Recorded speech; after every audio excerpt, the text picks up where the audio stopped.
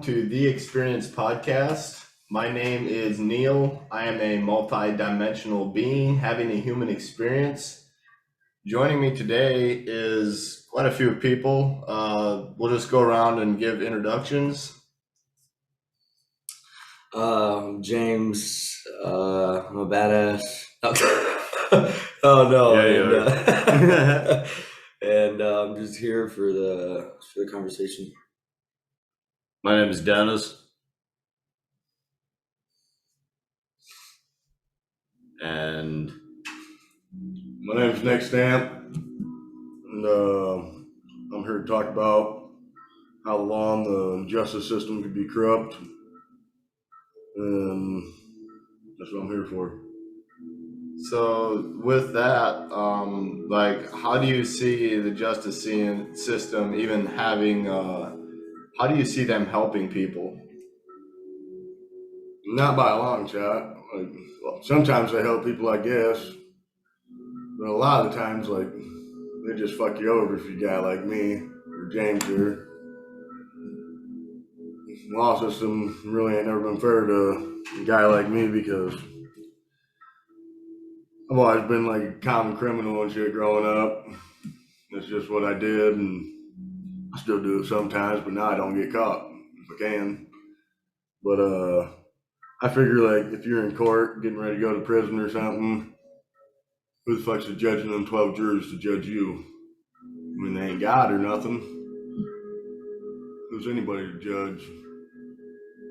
Who's any one human to judge another human? That's right. They ain't God or the Almighty or anything. So I think them motherfuckers are real fucked up and just a real corrupt system. so do you think that laws are important?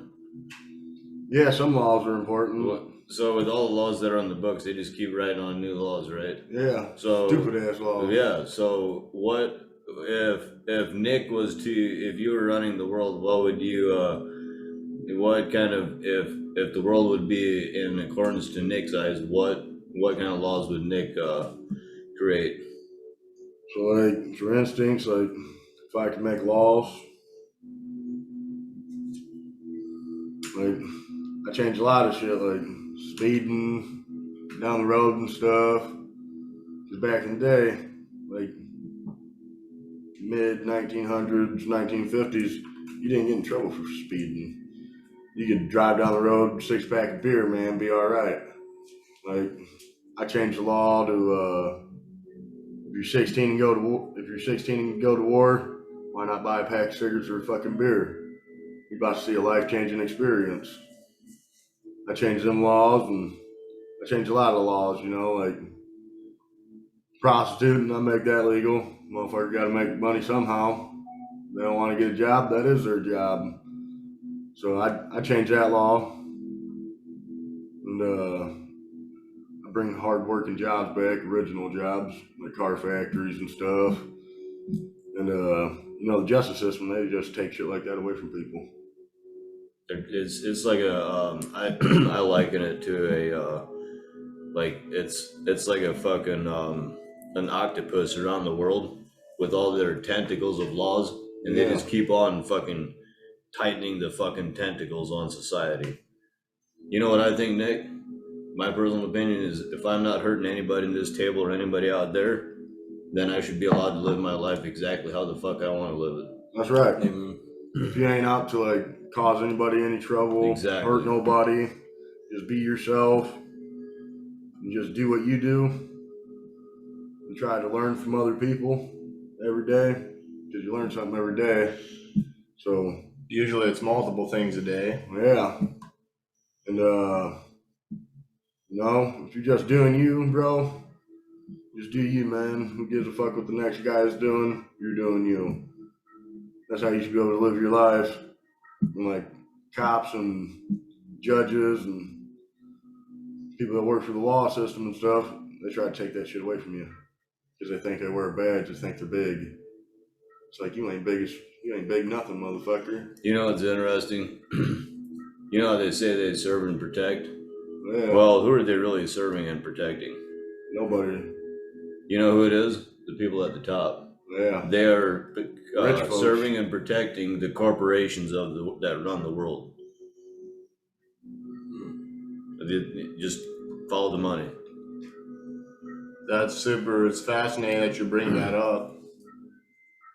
Like, they're serving these corporations, but the people that got them and that pay to get them in office and to pay for more cars and to pay for better buildings for establishments, that's being paid for by me. It's being paid for by you through taxes. Yeah, Paying for our own they take all of our enslavement. taxpayers' money and spend it on what they want. And we're paying for them to Live.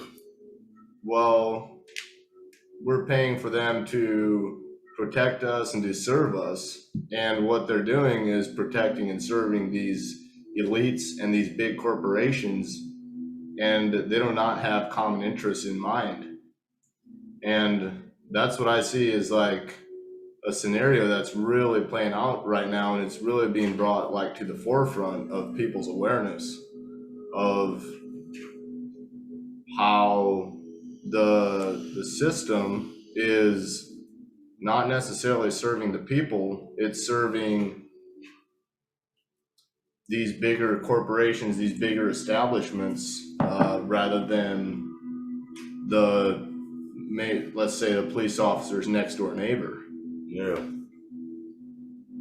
Because if the police officer's next door neighbor does something wrong and they don't have money and they don't have connections, it's very likely that if they did some kind of crime, that attorney for that neighbor and the cop's attorney will go golfing together and they'll make a decision before they even go into the fucking courtroom. So it's all pre-planned. If you ain't got money and connections, you're fucked. Oh yeah. They know how to screw someone if they ain't got money. Like when I got put on probation, I didn't have money for a lawyer, so I got an appointed attorney. And who appointed that attorney? The judge. And who is sending you to jail? The judge. So why the fuck is the attorney that's defending you being appointed to you by the same guy that's convicting you? Yeah. There's This attorney ended up fighting for me and kept me out of jail. Because at first, smashing through that building and everything, fighting with them cops and that security guard and hitting that nurse. They wanted to send me to prison for like 9 years for assaulting on police officers, resisting, obstruction. It's like, motherfuckers hadn't pissed me off, I'd have just been all right. You know, I'd treat me like trash, so I started treating them like trash. You know, like, say, I could be driving down the road, right? Fucking, because I ain't got license or insurance on the car, someone could come out of nowhere and sideswipe me and be there for it. They got license and insurance, fucking, they're gonna get away with it. I was at fault for not having a license or insurance. Sure. And fucking, you know, a judge would look at it and just point the finger at you. And he can send you away for anywhere from a year in jail and a $15,000 fine, plus the one guy suing your ass. And they'll get away with it because they got money. You didn't get nothing. Correct. Then you got to pay like a $35,000 fine, man. So, like, what is your personal experience? Like, that was like a very personal experience that you kind of just shared there. Like, with how people treat you and then how you treat them back, like, what would have been the scenario if those officers would have been there to help you? I'd probably been cool with them, you know, like, probably treat them like original people, like average guy on the street. And why would you do that? Why would you treat them that nicely? Because I'm a pretty big-hearted guy. I'm pretty nice to most people. But usually, like cops, I get pretty violent to them because I don't like a lot of cops. But you know, if they treat me with respect, I treat them with respect. Until they started tightening my cuffs and cutting my fucking wrist. That's when I started getting violent. So they started saying, "Oh fuck you, you can hold it." Fucking, we're almost there. It's like, "Oh yeah," reached back and headbutted the one motherfucker, and I was like, "Fuck you, dude." I said, "I told you, motherfucker, you hurt my wrist." And I started kicking at this motherfucker and 3 more cops were at the hospital and they came running out. It was a wrap after that. We were fighting the whole way in the door and shit. I was kicking, headbutting, couldn't throw my arms because I was handcuffed. Where they got me in the hospital.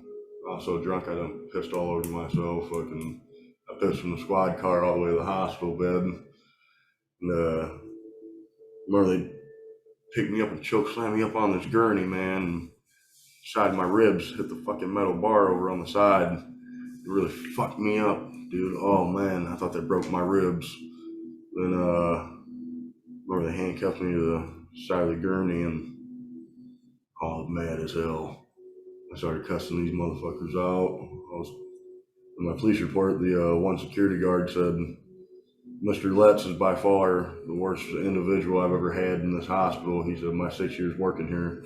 He said I'd really never care to ever see him again. And, I kicked him twice in his face. It almost got me an assault for him. And this guy had a huge fucking like fat roll under his chin, dude. So like I'm thinking, how did I hurt this guy? He got padding on his face and neck.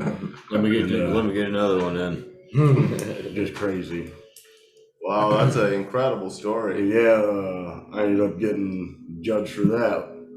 It's like, who the hell's these guys to judge? I guarantee if one of them cops would have done that in his regular street clothes, they'd just let it slide on by because he's a cop. I don't want to ruin his career. Me, they want to take something. Now I owe the state of Michigan $2,300 and I'm on probation for a year. So, And they took my gun rights away and everything. I can't have a gun in my possession now or nothing until I'm off probation. Sure. I think that's bullshit. Everybody needs a gun. Especially in today's age or times. How do you perceive that situation? man, I've been Well, personally specifically Nick's situation. right. I mean, I just feel like he's been, he's. I'm not saying, maybe he's made it harder on himself than what it could be at times. You know what I mean? But I think his overall, perception and what he's got from his encounters with, the law have forced him to act as such. So he's built this ongoing, process of when he sees, these people or sees them, it's instant hatred. It's instant. I know what you're really, what you really can do. You could let me walk for an ounce of weed or send me to jail right now. They have that much power to do whatever they want. So maybe that's where he's at, and he's brought that, onto, Right. that, but yeah, I got a lot more, but now with his, I see that perspective. Like they do have, like you were saying, like they have the potential to let you walk or to put you in jail, and it's that amount of power with like a corporation or an individual that is unnecessary.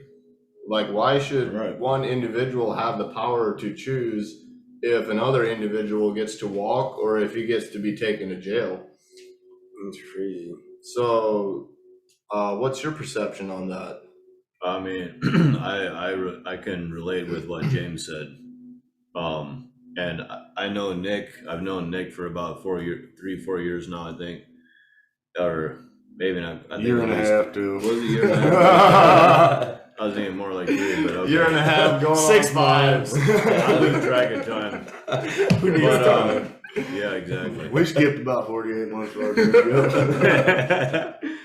And but anyways, I know Nick has a really good heart. So for him to treat cops the way that he treated them, I feel like he did that based off of what they did to him. So, and I totally agree with what James said. Yeah, like I said, cop treats me right, I'll treat a cop right. Yeah. It's a mutual respect thing. But if they treat me like trash, I'm gonna treat them like trash. I've seen cops out in the West, out in Oregon, the hometown I grew up in, Murder Creek. I've seen cops fucking pull bitches over and they say, yeah, Well, I tell you what, they'd shut off their dash cam and stuff. I have women come to me, yeah, this cop Malik, he's a sick motherfucker, man. They said he shut his dash cam off and made me fuck him so I get out of a ticket. And it's like, what? That's crazy shit.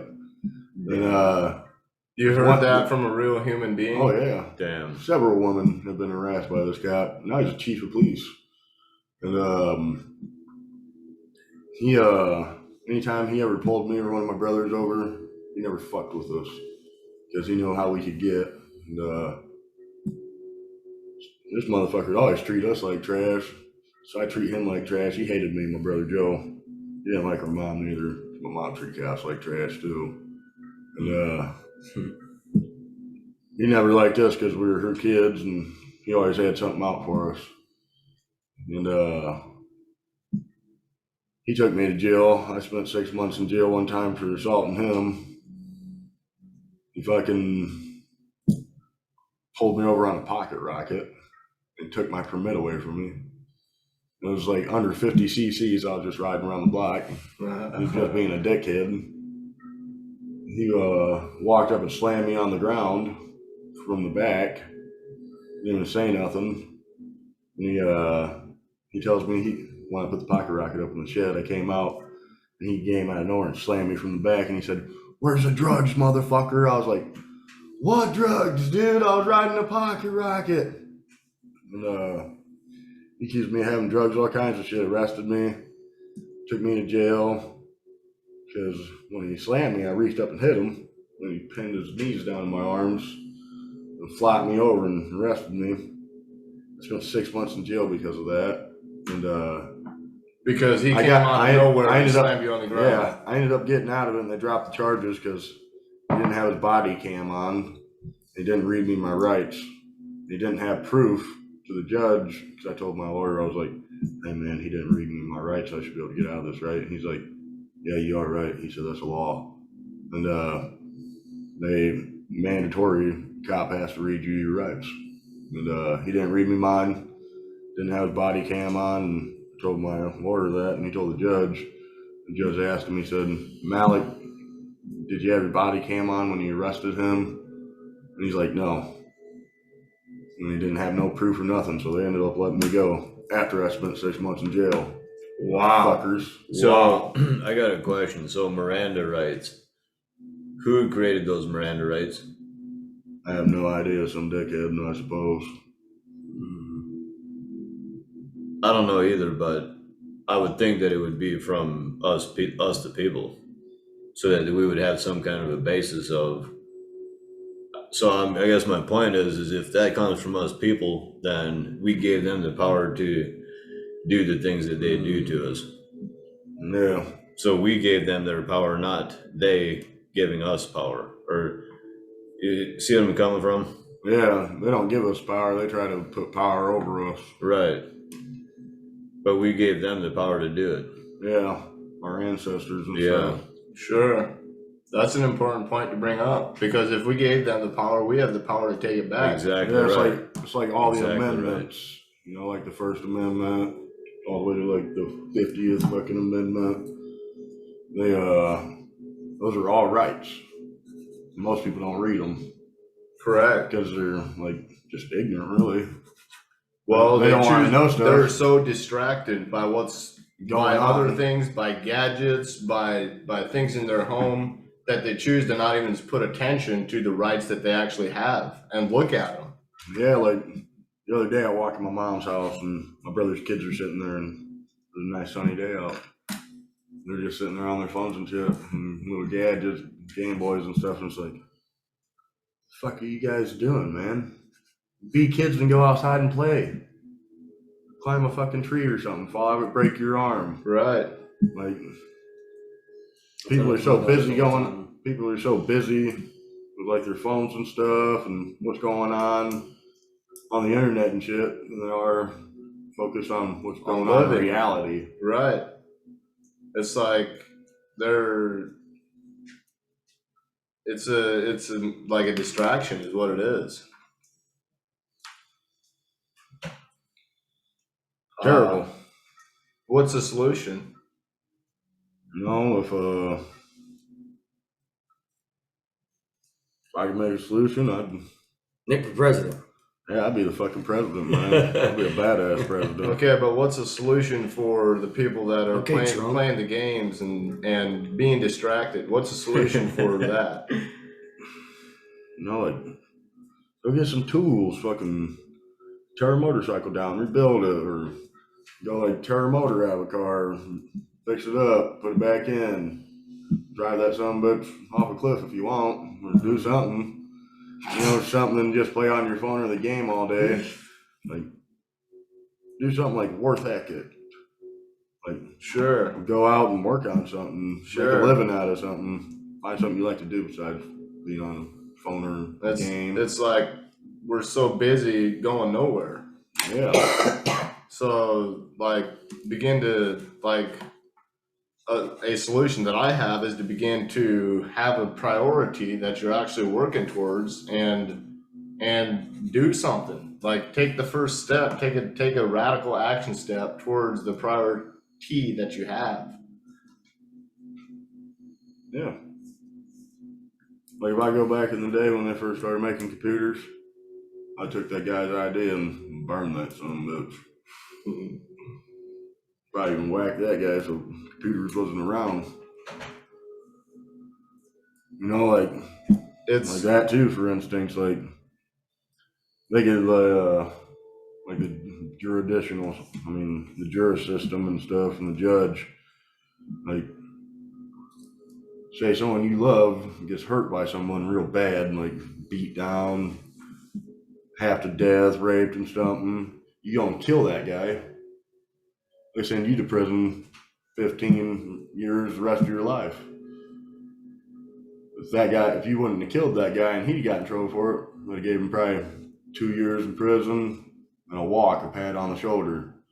Because you wouldn't reacted and killed that guy, they'd have gave you premeditated murder, and they'd have gave you life in prison. And that guy for beating someone you love dearly down half to death or raping him and something, they'd let that guy walk after 2 years. They'd put him in his own little cell. Like, they don't put sex offenders and shit in population anymore. They got their own little rights in prison. They get their own little yard and everything. And I think that's wrong, That is very wrong. Very wrong. Wow. And if I could change that, I'd make them motherfuckers get publicly hanged. Or stood in front of a firing squad. Right. What kind of an attitude would that present to for future sex offenders? If they knew that the penalty giving them was the right, death. if they knew the penalty was death. Correct.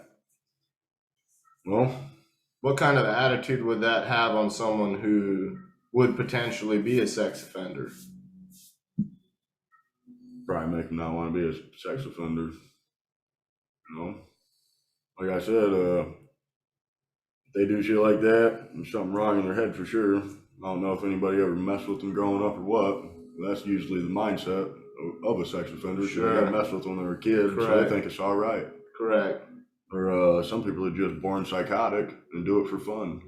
Correct. And I think people like that should be, like I said, publicly hanged, stood in front of a firing squad, and pull your trigger, baby. Send them motherfuckers to hell.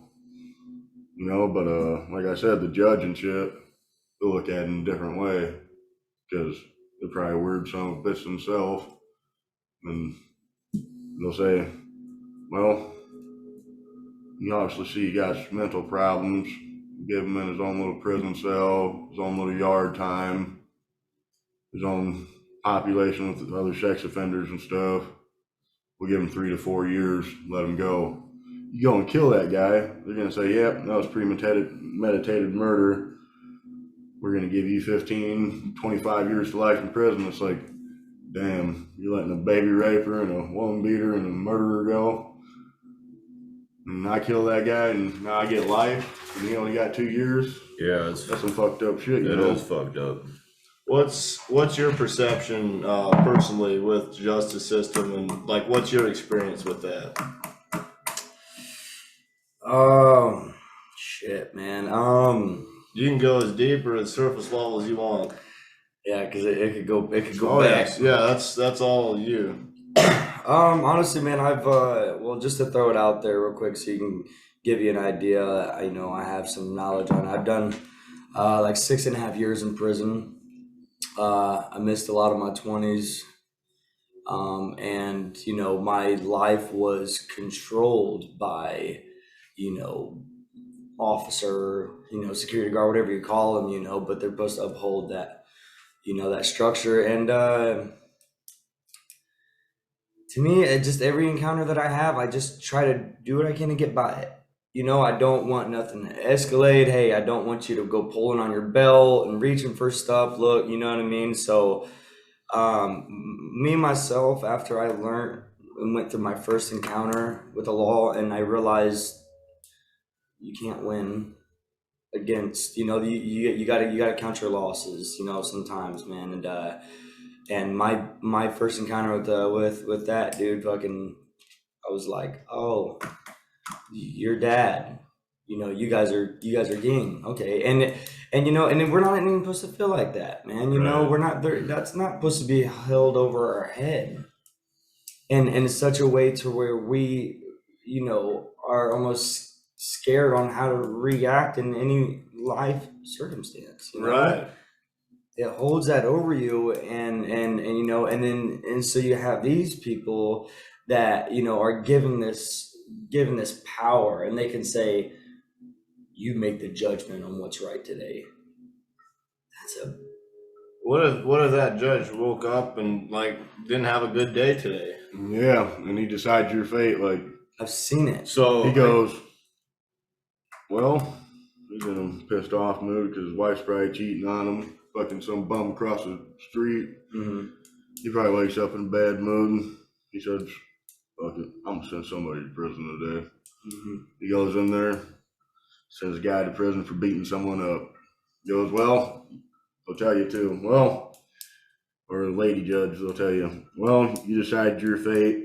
This is where you're going. It's like, how the fuck do you know what I decided for my fate, lady? exactly. Fuck. It's like, I want to go home, have a beer, and watch a fucking football game or something. Mm-hmm. This lady be like, well, you decided your fate. Prison you go. It's like, damn. Like what he said, will judge you. So and I just want to, if we step back a little bit with the story that you just shared, how every move you make, you feel like you're being watched, or you know what I mean? Do you guys feel like with the current situation with the sickness that's going around the world, so-called sickness, do you feel like we're being set up for a giant, massive, open prison? Oh, yeah. Like, if you don't get the shot, you go to there, or You go to you prison don't have camp any or fucking something. rights anymore. Right. I totally see that perspective. And it's a like, with that perspective, it comes with like a totalitarian view of like the world. And what a lot of people do not realize right now is that the world is in a state of emergency. It is. And a lot of people are going about and acting like things are okay. Well, I'm here to tell you that they're not okay, and the world's in a state of emergency right now that it's never experienced before. And with that, like, we have, like you were saying, almost like an open totalitarian prison state being presented and imposed upon people. And a way that I see to navigate the situation and this scenario is to not give any attention to this justice system, to these corporations, to these elites, and to begin creating the life that Nick wants, to begin creating the life that Dennis wants, to begin creating the life that James wants, regardless of the laws that are imposed, regardless of the restrictions that are imposed, regardless of what they're trying to impose and present to people. We still have lives to live, and how we view and how we navigate the situation is exactly how we're gonna be at the end of this situation. We can choose to surrender, or we can choose to stand up and speak our truth and be the change and be leaders and embody that. I know that's a little bit off track. I mean, I know I got off track with that question, but that was very good. So Good can question. I liked you it. can you keep on talking about your story a little bit Well, more? I just I'll just like give you experience. You know, I was a couple years ago. I was actually beginning of last year. Seems like it's been forever. I got pulled over for not using my turn signal, I guess. And he walked up the vehicle and he said, you know, sir, I'm pulling you over because you didn't use your turn signal long enough and you were doing 65. Not long enough. 65 and 55. Right. I hit my turn signal. And then you turn. And then turn lanes. I just switched lanes because he was behind me on 17. So I Gave just you a ticket for it, huh? check this out. So he gets talking to me and he says, you know, your license, registration. And I said, okay, did it. And he said, well, and he said, here's the thing. He said, well, because there's a strong whiff of marijuana and you have a bud on your lip. I licked my lip, dude. I had a fucking bud on my lip because I just gagged down 2 grams of weed before he fucking walked up to my truck. Right? Oh, Hey, he's like, he "I said, hate so I'm this going to ask you weed." to step out of the vehicle. He searched it, came back around. Check this shit. This is what I'm getting to. He said, man, did you like swallow a gram or 2 of weed? He said, man, I would have stomped that out. Came around the vehicle, put me in my vehicle, came over a freaking ticket for doing 65 and a 55. You're telling me you would have stomped out 2 grams of drugs, of weed, but you're going to give me a ticket for doing 65 and a 55. Does that make, do you think that he would have stomped that gram or 2 out? No, but he put that in my head for the next time that happens, I might be able to get away with it, you know? Sure. And so with me, you know, Yeah. it gets, you know, really. You took a 1,000-mile view on that statement. That's amazing. I mean, it's just, I'm at a point where, you know, you do unto yourself what happens to you. You know, if you get crazy with a cop, it's gonna go to a point where you're gonna lose. You know, if there's a law that you know you ain't supposed to break, who knows fucking why it's a law, but we have to do that until otherwise. You know, it's not a choice. I mean, it's a choice, but look where it's gonna lead your life. Correct. And being where I was in prison for so long, it forced me to just see the bigger picture. It's not about, you know, controlling or who's the loudest and all that. It's just one big game, man. And everybody's loving to play in it and it's just like, man, get away with all that mess. I'm not trying to have interactions with the law. I'm not trying to fucking, you know, do none of that. Who are you trying to have interactions with? With my family, or, you know, my friend, myself, you know, just things that I'm gonna gain from, not, you know, feel, you know, and, you know, over, you know, Things that will empower you and not take away your energy or your just like with people, you hang out with somebody, you're probably gonna do fucking meth. You know, you hang out with somebody that does, you know, that shoots guns, you're gonna start shooting guns. You know, you start fucking being crazy to cops and you start going to jail, you're gonna start seeing more cops. Sure.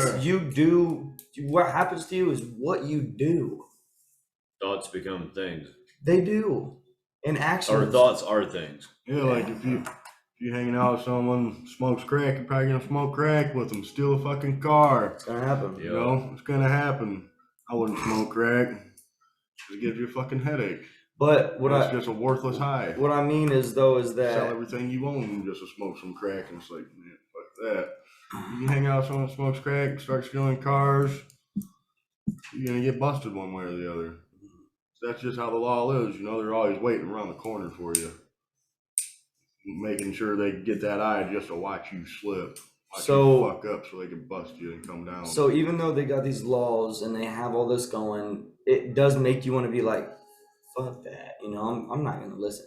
But but until it becomes a thing where we can stand on our own and actually until then, It's just a law, man. You know, It's just, I really feel like that point, what you were just saying, is fast approaching.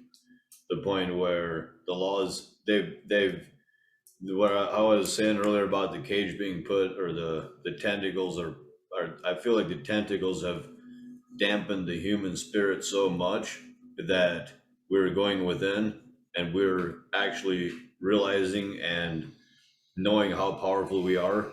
And it's fast becoming to the point where if they impose more lockdowns and etc., that we the people will rise up and they will see a mass uprising the likes of never in the history of the fucking world they have ever seen before. There's something fascinating about the human spirit, and the human spirit is like a beach ball that you push underneath the water. You can push that human spirit underneath the water for so long, but you know what happens when you push a ball underneath the water? It moves and it flips to the surface, and it goes higher the other direction than it was suppressed. Correct. And like with that beach ball, like the human spirit is being pushed underneath the water right now. And like you were saying, like there's a point real soon in the future where this, and it's already happening. It is. People are already becoming more aware. People are starting to speak their truth. But this human spirit beach ball is coming to the surface, and it's being illuminated, and it's being expressed by more and more people. It's beautiful. It is. That's right. So, like with that, how do you view that, and what kind of a time frame would you put on that? Like, how do you view the human spirit?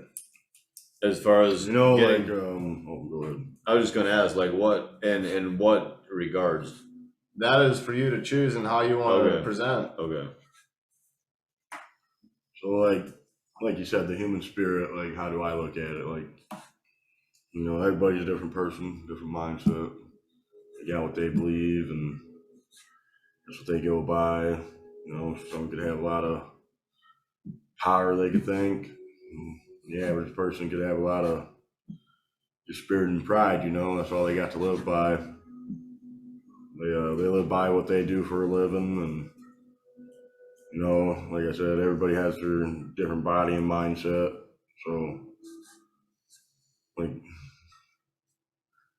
the human spirit to me would be like just an average person, you know? It's like everybody has their own mindset, and like this guy wakes up every day, goes and supports his family.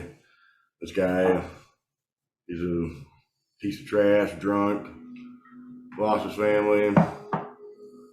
He wakes up and does what he does every day. Drinks, goes out and bangs whores. This guy, he goes out every day and does his job, supports his family. That guy got pride in what he does. The other guy ain't got no pride. That's just human nature, you know?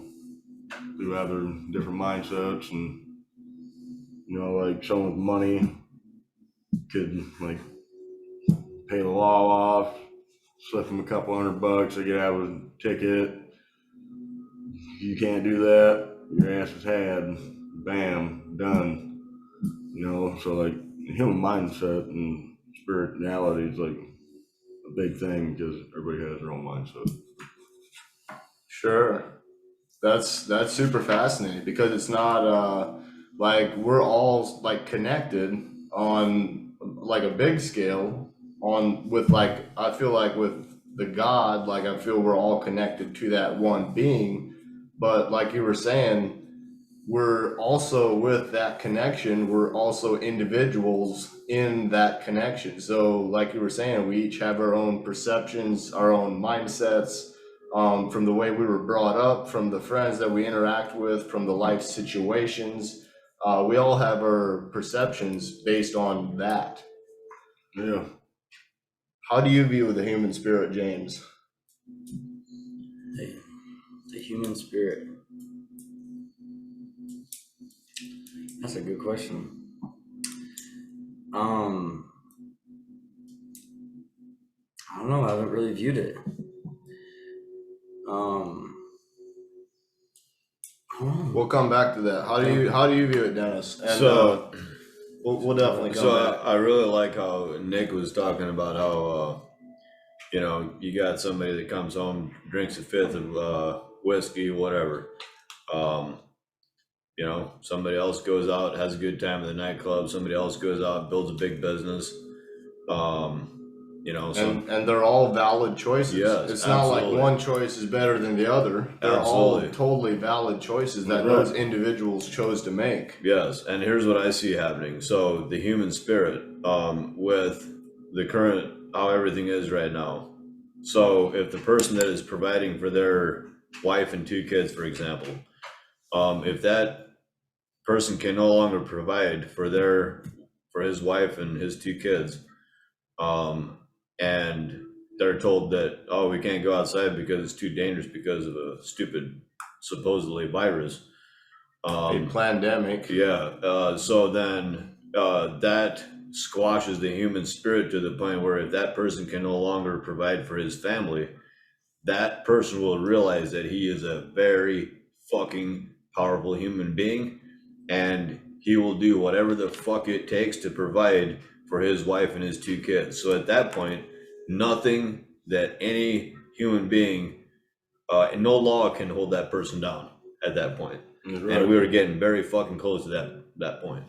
That's my personal opinion. Yes, I totally see that, and it's the thing when it comes to that scenario or that specific point, it's like the individual who has a family, who has people that he loves to provide for, that individual no longer cares about the law. Exactly. He no longer cares about right or wrong, because he's going to do what he feels is the correct choice for his loved ones. And that right there is where, That's when we get to that point, Nick is the law, Neil is the law, you are the law.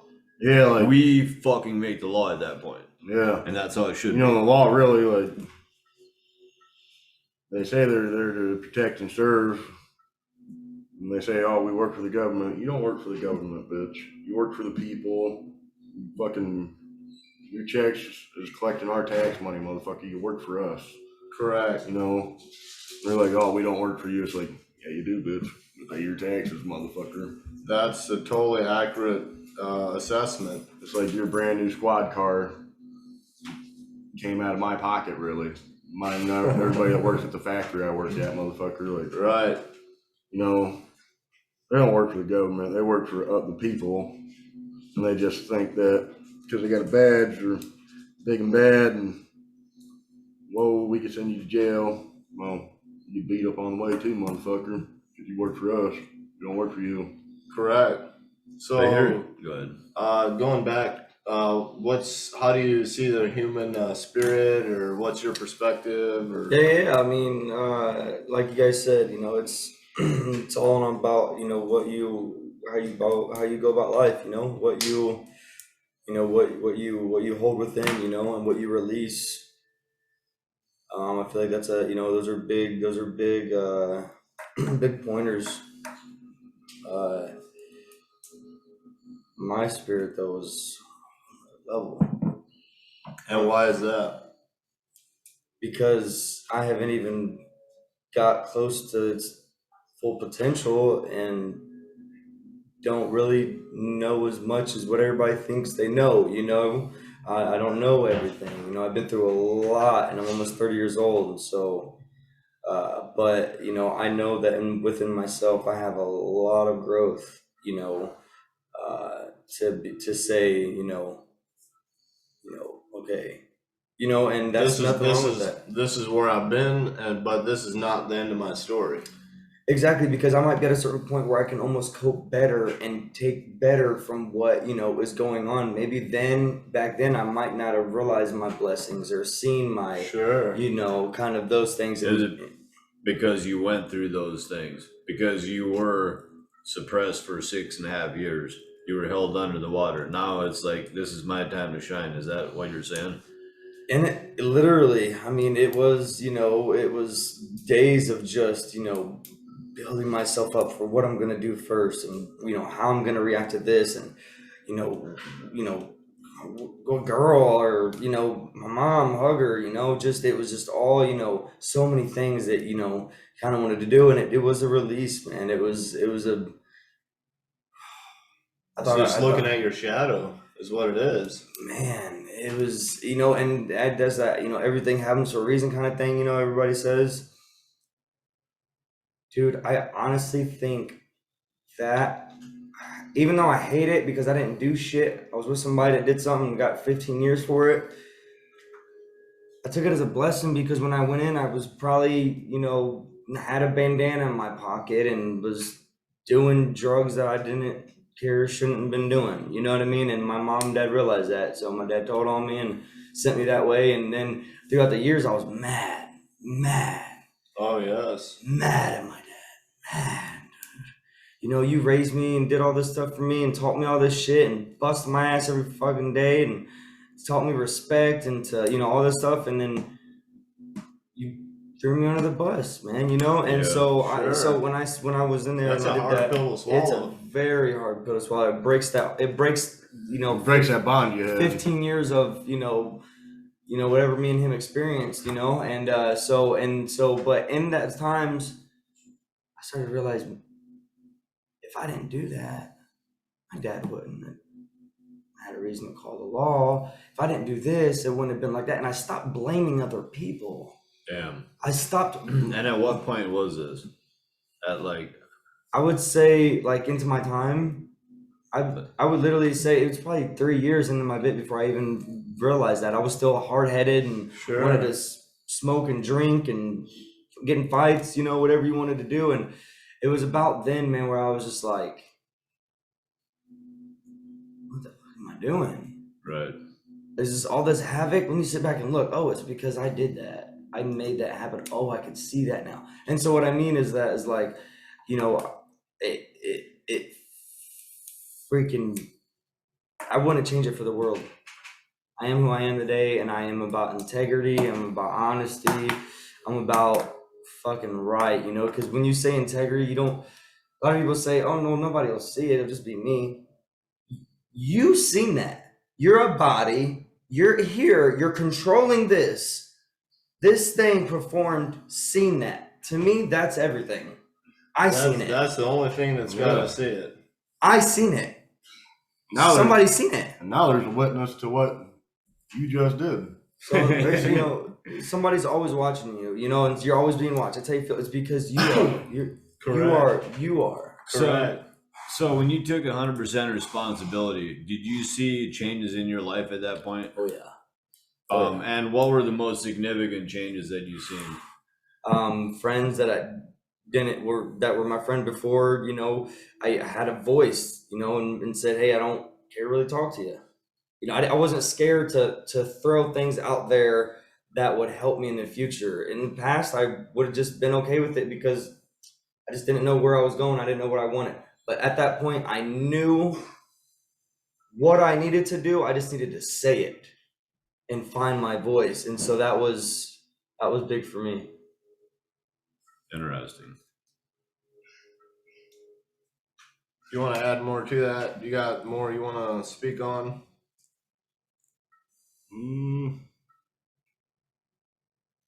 Ain't nothing I can think of right now. Feel fairly comfortable?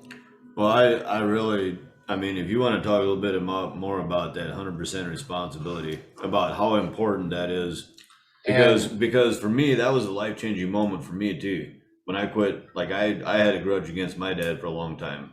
When I forgave him and I fucking took responsibility for everything in my life, I realized that, okay, I had a choice in making the bad decisions in my life. That means I also have a choice making good decisions that empower and inspire myself, rather than, if that makes sense, as far as the 100% responsibility. It does. Correct. So I think it's just very, very important. Very important. Yeah, I got a grudge against my dad. Me and him, my real dad, me and him's never gotten along really. I've only met him like 7 times. He spent from the age of 17 till present day now, in and out of prison, like 34 years, in and out, and he's institutionalized. And, you know, growing up, only me and my brother Jody got the same mom and dad, and he growing up, because I was a redhead, he always disowned me, said I wasn't his kid, and like my dad is like such a convincing and persuading guy. He can talk you into anything, but That's called like gaslighting. yeah, and he's such a smart, intelligent person, but he's just such an institutionalized criminal. That's all he's ever been.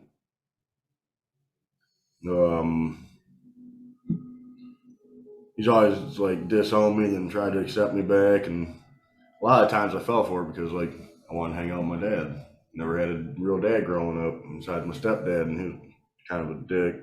I love him though, but no, my dad, he told me in letters and stuff, "Oh, you ain't my kid," blah blah blah blah. And it's like just like you, motherfucker. And like, you know, like what James' dad did to him and how he was mad at him, had that hatred build up. Like my dad did some shit like that, I'd never forgive the motherfucker. I'd sock him in the mouth next time I seen him. It'd be on, baby. Like, and then I'd probably let it go after I got my, you know, like an eye for an eye. Throw this out there. After I got out, he fucking took my eye practically. I'm gonna really take that motherfucker's eye. Then we could be cool. So just to really quick jump in, it's not my real dad. So my real dad was never there. I grew up on with him when I was like 12, 13. It started happening right then, you know. But this guy raised me since I was like 3 years old. Me and my brother married my mom, and he raised me up, Gary Clark, and that was my dad. You know, he was there from when I was, 3 to when I was 17, Sure. you know, whatever. So he taught me everything. But he looked at me in court after they slapped that thing down, after they said 15 years, and I couldn't even get out of the seat. But anyways, I looked back at him and I remember him calling my name. They arrested my mom. But I heard him calling my name, bro, and I looked back, and he was in tears, and he was like, son, he said, man, if I would have known you would have ever got that much time for whatever the fuck you did, I never would have said anything. Wow. Dude, and he's like, he didn't have nothing else, and I was like, damn. He told me, man, over the phone, he said, I just seen he was going down a bad road, and I thought maybe if you got a little time in jail, you know, you'd fuck straighten you up and come out, and you'd be all right, you know? And dude, he's like, he was in tears, and he said, man, I never thought in a million years they would have did that too. And that's what people do. They think, oh man, this guy ain't gonna get that much time. He needs to go to jail for a couple months, 6, 7 months. Fuck no. They end up busting you with some drugs and shit. And the person you thought you could trust set you up. Then you lose your trust with that person because they're disloyal. And to me, that disloyalty is unforgivable. And you know, they say, oh yeah, I want to get a couple months in jail. Fuck no, that guy just got like 5, 6 years, you piece of shit. Like, someone takes 5, 6 years from me and I gotta sit in jail with a bunch of stinky motherfuckers, dick swinging, can't get no pussy. I'm gonna be a mad motherfucker for 6 years. Right. I'm gonna beat the fuck out of that guy when I get out. People wonder why I love fucking women so much. I did 6.5 years around men. Yeah, Stinky, shitting, loud, alpha. There's pussy where he went. Dude, it just smelled hair, like poop. whatever, piss, whatever, dude. I was lived around that for so long. I got enough of that, you know. Yeah. I got that little bro. I got bro man. Oh, we did that a lot. I don't even know how my dad fucking does it, man. He's in prison to this day in a federal joint right now. He just does it. You ain't got a No, choice. he just does it, and in my mindset, I'm thinking, damn, you've been in there so long. I'm starting to think you like guys. No, Like, man, it's fucking crazy. Like my dad, his name Jody Stamp. He been a shot caller at like 15, 20 different prisons. He's just a huge criminal, man. Very, very big-hearted guy. He'd be the nicest guy in the world. Very violent guy. He could beat the fuck out of somebody with a smile on his face just because he was in a bad mood. It's like, oh yeah, well, I'm in a bad mood. Got a smile on his face. Someone just look at him funny, just whop, smack him to sleep and beat the fuck out of him. It's like, holy shit, dude. You know, and like, he goes back to prison for assaults and shit and fucking drugs and shootouts with the cops and shit. And it's like, this motherfucker, man, he's escaped prison twice. And it's like, why the fuck do they keep just letting him out? It's like, he's institutionalized. Just keep the motherfucker. He's never, like, he'll stay out for 2 years and bam, he's back in. It's like, he's been locked up longer than he's ever been free. Wow. And, he just turned 50 years old in the federal joint. And it's like, how the fuck can you like it in there? You like guys or something? Well, I hate being in jail. Jail's just like prison almost. They're longer. Correct. but once Right. you're in the system, You ain't free to go out and love your fucking loved ones or nothing. my dad, bro, even growing up, dude, he was in and out of jail so many damn times on probation, and we had to bring that back because of this, and they kept holding him under it. And even when I got out, I was very scared of being that percent, that went right back. Went right back out to thinking, oh, I can hang with these friends, and oh, I can do this drug, and oh, I can be at these places, and I can do this. That's what you grew up to learn. But at the same time, That's an important point right there. it was an ongoing process of negative activities. So yeah, that's what and that's what but sometimes Self-reflection. sometimes you don't have to keep going down what you were going if it's not Correct. working. Correct. And so Yeah, That's a very good point. yeah. I grew up with all kinds of people out in my hometown back out west, like in Riddle, Oregon. I grew up tweakers, fucking drug dealers, hustlers, thieves. Like, I was a jack of all trades, baby. There's nothing you could beat me at, really. And I go steal someone's car, get their title somehow, sign that motherfucker off, put some white out on it. I'd sell it to someone else the next day. Like, here you go, man. 12, 13 years old. You need a ride. You go steal one from a neighbor or something. Take car battery over there, throw it up in their shit, beat the ignition out with a hammer. You good to go. I grew up around people like that. So that was my mindset growing up. Like, fuck, this guy does it. I'm gonna do it. I'm gonna just do it better than this guy. Like, if you grow up watching something, you're gonna end up doing it. Like, breaking into houses, I watch my brothers do it, and it's like, if they could do it, I could do it. It's just a mindset. And you can do anything you put your mind to. It's a proven fact. But like I said, you grow up watching someone do something like him, like you grow up watching him fucking beat people up and shit, you're gonna be like, man, I'm gonna beat people up. Correct. It's all mindsets. I literally seen that just yesterday at Dollar General. I was getting some things, and I went up to the cash register, and this family was in front of me. There was like three, I think there was two boys and a girl up there, and they had these little toy guns that they were buying, and their dad or their parents weren't with them at the time. So their dad comes up, and right by the cash register, he goes, boom, acts like he's gonna punch the kid. And I could already tell the kids were gonna go home and just fucking raise hell, But I find that interesting. Like, that's how their perspective is of reality. Yeah, like, Because that's what they see from Right. their dad. yeah, like I grew up the youngest brother, and I got three older brothers, and one of them was big as a motherfucker, man. He was almost 500 pounds when he was 18. My brother Mick, he's the oldest, and my brother Jody's short but stocky. And my brother Jake, he just built big, like me. And I grew up the youngest brother, man. And one of my brothers would get mad, no one's around, they'd beat the fuck out of me, man. They'd all jump on me, pummel me. I got tired of that shit, man. They grab me a skillet or something. I ain't fucking around, man, because there ain't no rules in a fight. You ain't there to fuck around, get socked in your face there and shit. When it comes to a fight, fucking fight's a fight, man. There ain't no rules. There's I'll bite a motherfucker. There's a winner and there's a loser in the fight. Yeah, that's right. I'll bite a motherfucker to win. And that's the rules. I'll gouge your fucking eye out with my finger if I can, just. And I grew up the youngest brother, and like my brother pummeled the fuck out of me and shit, man.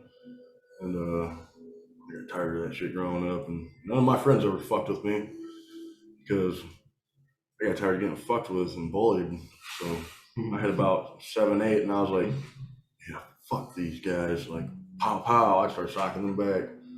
Fucking never let none of my friends in school fuck with me because my brothers bullied me enough to be fucked with. So, like, He's like, listen, I gotta go home and deal with this shit. It's not happening. Like, If I didn't have my older brothers, I probably wouldn't be the guy I am today.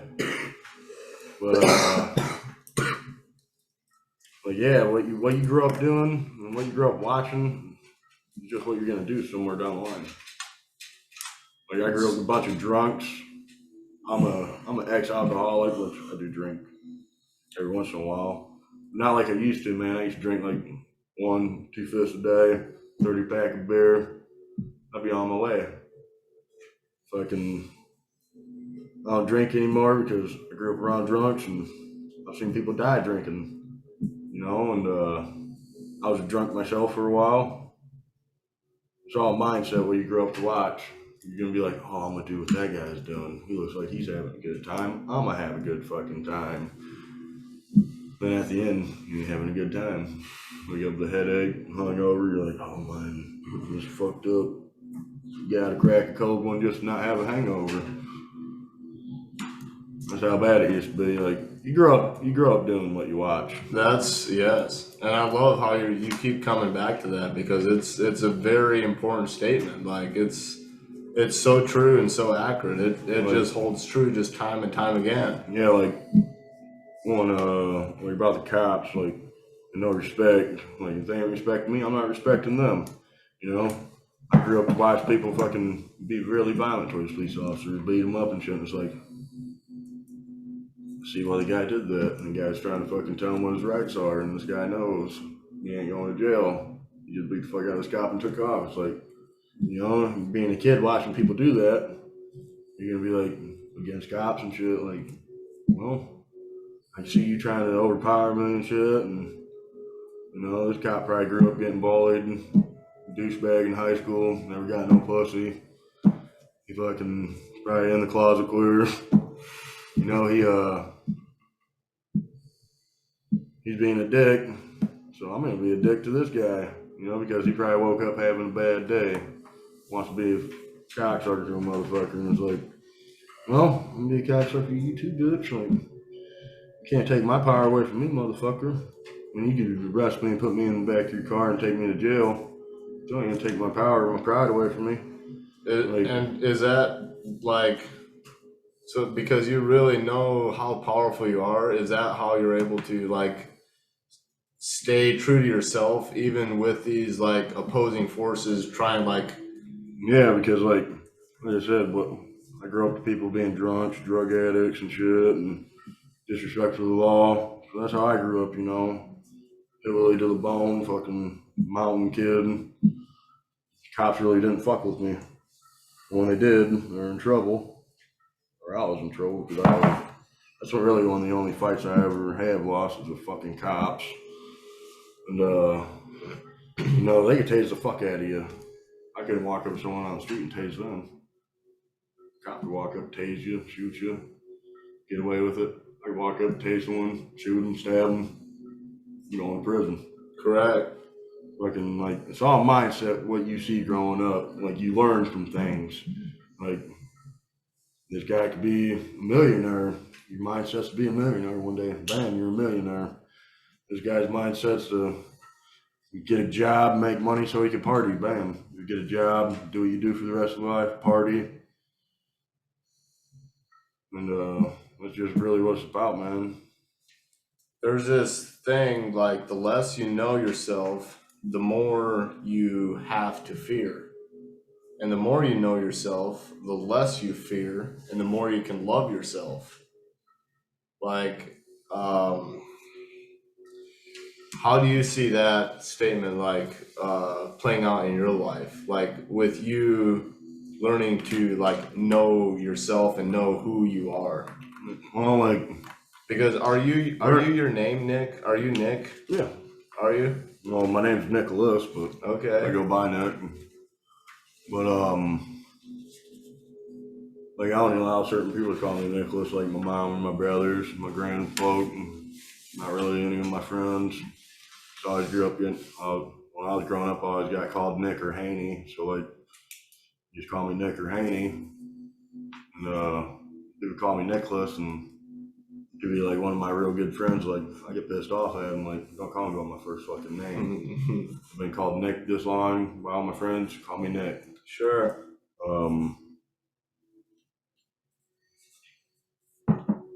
That's how I feel about that. How do you perceive that about like knowing yourself and like the more you know yourself, the more you love yourself, Yeah, like and the less you know yourself, the more you have to fear? Well, I think the process of knowing myself starts with me facing my shadows, like things that I don't like about myself and things that bring up negative emotions and then dealing with them. So then once I get those out of the way, I can actually love myself more. Sure. So it's like this constant fucking chipping away. Oh, You ever- knowing yourself more. There's a portrait. You know what? I was just thinking about this right now that I'm gonna get, and we're gonna put it on the podcast. It's of a self-made man, and it's of a man, and he's got an anvil, and he's fucking half his body is in a is above the earth, and then there's like a big stone, and he's chipping himself. He's forming himself out of that, and that's kind of how I see that about loving myself. Is like the more that I chip away at the bullshit and the things that I don't like, the more I love myself. And it, yeah. Nice. How do you perceive that? Perceive what? The more you like, the less you know yourself, the more that you fear, like the more you have to fear, and the more you know yourself, like the more you love yourself.